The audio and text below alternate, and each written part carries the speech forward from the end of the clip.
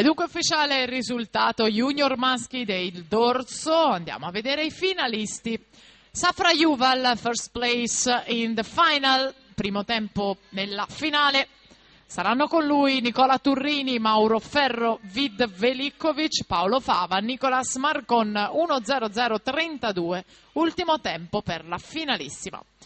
Matteo Greselin intanto 27:51, Greselin bronzo ai campionati italiani giovanili nei 50 stile libero, ottimo dorsista che qua si mette in evidenza fin dalle prime due vasche di gara.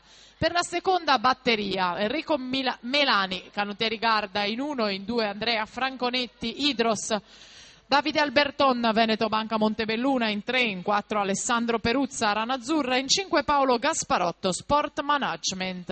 Matteo Greselin 56,68 per il portacolori dello schio nuoto che si impone nella prima batteria.